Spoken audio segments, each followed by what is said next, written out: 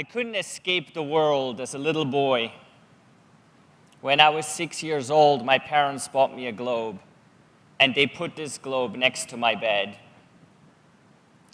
Now, this globe came in very handy because my parents always wanted me to go to sleep too early. And I didn't want to sleep, but when I turned on the light in my room, they could see it from the outside. They would come and they would turn it off. So this globe had a light inside, but it was dimly lit, so I could turn it on and they couldn't see. And for hours, I would stay awake. I would spin the globe and spin the globe. And because I was so bored, I started reading what was on the globe. There were big words on the globe. Those were the countries. And there were underlined words. Those were the capitals. And after about 18 months, I knew most of the countries and the capitals of the world. So while that was good, I didn't actually know where my own country was. See, Switzerland, where I was born, is a very small country. And on the map, there was some strange abbreviation for it. And there was nothing written like Schweiz, which is Switzerland in my native tongue. So I saw a country on the map that looked really big and looked really powerful. And it had an abbreviation, SSSR. So I decided for myself, this must be my country. And I thought for the longest time that my Switzerland was the Soviet Union. How disappointed I was when I found out it was not that great. When I became an adult, I started traveling to all these places. Now, I haven't visited all of them. I'm at about 117 countries and territories. And one of my key interests always is in the economies of the countries. How do the economies work? How do they affect the people? And how do they interact with each other?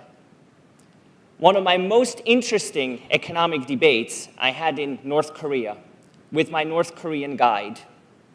When I asked my North Korean guide about the North Korean economy, he assured me it was the best economy in the world. When I asked him why, he said, you see, where you come from in the West, in Western Europe, in the United States, you have unemployed people. You have people that live on the streets, while in North Korea, everybody has a job. We have full employment. That's why North Korea is the best economy in the world. I was able to snatch this picture. In North Korea, you're not allowed to take picture of people.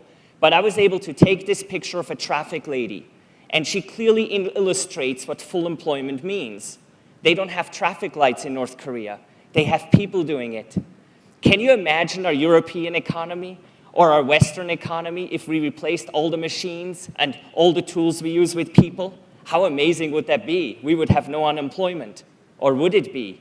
Well, maybe not, because North Korea is not a good economy, and certainly not a striving one. In contrast to North Korea is the United States.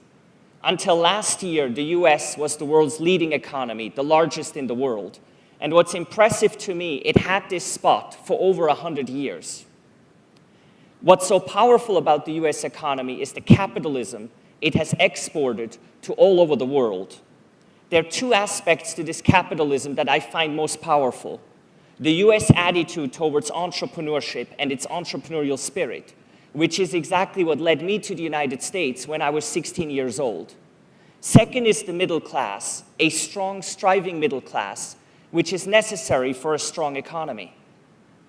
But when I look at the US economy and when I look at capitalism today in the world, I am concerned. I am concerned about the sustainability, and I'm concerned whether this capitalism I have enjoyed is going to stay with us because of a rising trend in income inequality.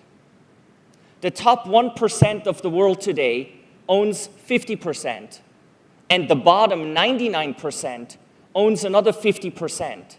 How does that sound to you? The bottom 99%? Doesn't sound right, does it? And it doesn't sound sustainable. And it's even less sustainable when the prediction is that the top 1% goes to 51% next year, 52% the year after, and 54% by 2019. When looking at the last 20 years, income inequality has really risen rapidly. But why is that? What happened in the last 20 years? We all got connected to the internet. Connectivity rose. But is there really a link between connectivity and income inequality rising? When looking at connectivity, this illustrates more than 2 billion devices being shipped this year. when I started thinking about income inequality, and when I started thinking about connectivity in 2009, more than 2 billion people were connected to the internet. Today, it is over 3 billion people. But when I first think of connectivity and internet and the world, I think of good things. We get connected, which means we get closer to each other. Information is more freely available. And when we look at changes that happen in countries, regime changes, democratic movement as a result of connectivity, that's all a very good thing. So I started thinking more about it. And I was asking myself, so is connectivity connected or not? And I found something that is highly disturbing. I found that in today's world of connectivity, we have a very strange economic phenomenon. It's a phenomenon where billions of people work, contribute content and actions for free, and very, very few reap massive economic gain. Because people work and contribute for free, I'm calling this economic phenomenon free-ism. How does free-ism actually work? I participated in free-ism this morning. I participated last night. So have most of you, and you don't even know it. In free-ism, you use the internet as you do every day. You use it for free. But while you use the internet, what actually happens is that due to your actions, economic gain is created. Now, this economic gain is large, very large. But what happens with this economic gain? It goes to very few. Now, think about it. The way I define free-ism, billions of people work, contribute, content and actions for free, and very, very few reap all economic gain. In a system where billions of people work for free and only very few reap all the gain, income inequality is virtually built in.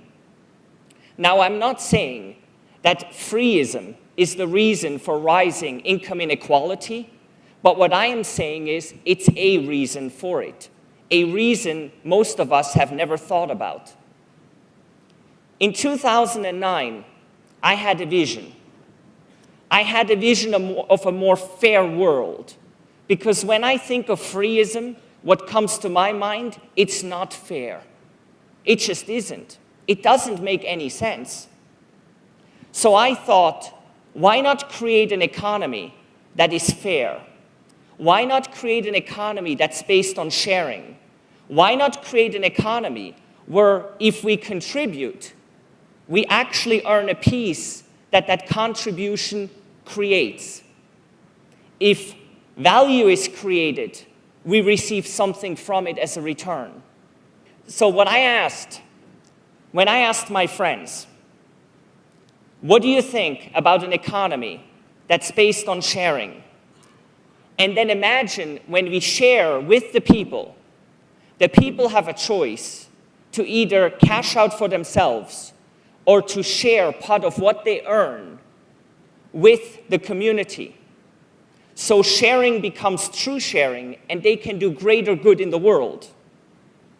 So when I told my friends about this concept, they had 3 reactions to me. The first reaction, wow, this sounds like a great idea.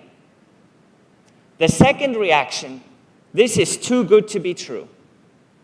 And the third reaction, it's impossible to build this in the real world. Because most of my friends that I talked to had a first reaction of wow, I'm calling this new economic system wow-ism. So how does wow-ism work? In wow-ism, we all do the things we do regularly. We don't change our patterns. All the things we currently do for free, we now do for wow. In wow-ism, economic gain is generated, just like in free-ism, the same way, from namely the actions of chat and call, in the example you will see later today. But in wow-ism, this gain is distributed back with the community. In fact, the way wow-ism is defined as an economic system where the majority of economic gain is shared with the community, and the community can then share in turn to do good in the world. Doing good. So in WOWism, the community earns, and then everybody in the community has a choice how much of that they want to cash out for themselves, and how much of that they want to share with a cause, with a charity they care about. So what is this charity thing all about? It's difficult to do charity today for most of us. So in WOWism, we need to make it easy. We need to make it just a few clicks away. And I personally believe that through WOWism, when we give unselfishly to a cause that we care about, it actually increases our happiness. There is an interesting TED Talk by Dan Gilbert from Harvard about this concept of unselfish sharing and happiness. So I want this economy actually to create happiness among those that use it. Is this just a utopia, or is this a reality? I mean, think about it. A new economic system that's based on sharing, a new economic system that's based on doing good, a new economic system that's based on making the people happy. Come on. Can't be real. It's just a fantasy in someone's mind. And you know, for a long time it was.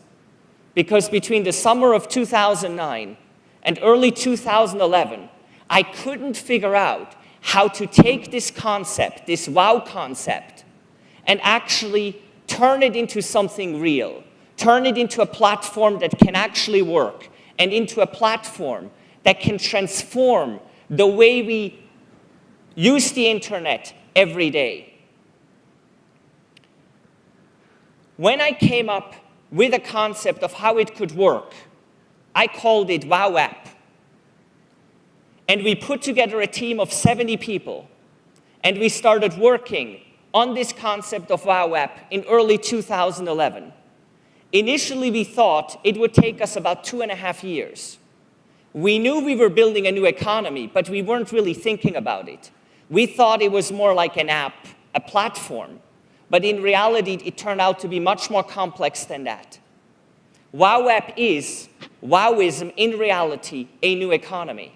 And after nearly 5 years, we finally released it to the world just a few weeks ago. Now in WoWApp, 70% of all revenue margin is shared with the community in real time. The community then chooses how much of that they want to share with themselves by cashing out, or how much of that they want to share with a charity and cause they care about. Now, it is important to mention that I don't believe WOWism and WoWApp is the solution to income inequality, but I think it's a step in the right direction. So, whereas connectivity brought us free-ism, it is connectivity that can set us free from it. Ladies and gentlemen, let me end my talk with the world premiere of the WoWApp manifesto.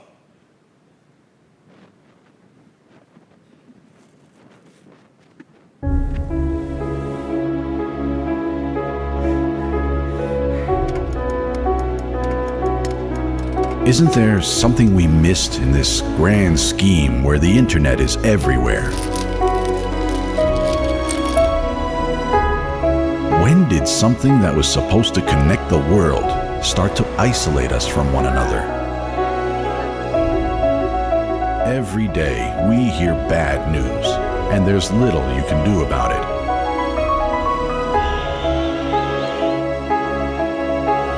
How come the more the internet lets us know, the less it makes us feel? How come the more the world opens, the more indifferent we become to it? But what if I told you there's a new way anyone can do good? And it's right at your fingertips.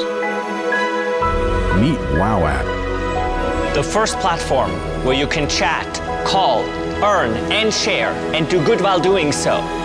WoWApp is a free app that shares more than 70% of all revenue margin with its members, which they can use freely or donate to one of nearly 2,000 charities featured in the app, so that sharing becomes true sharing. You can also do good for yourself by cashing out.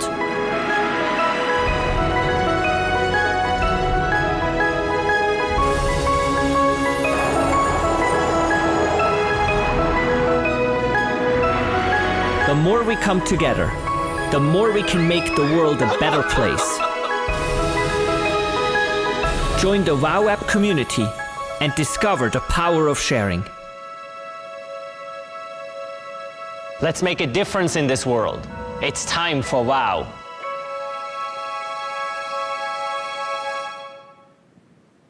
Thank you very much.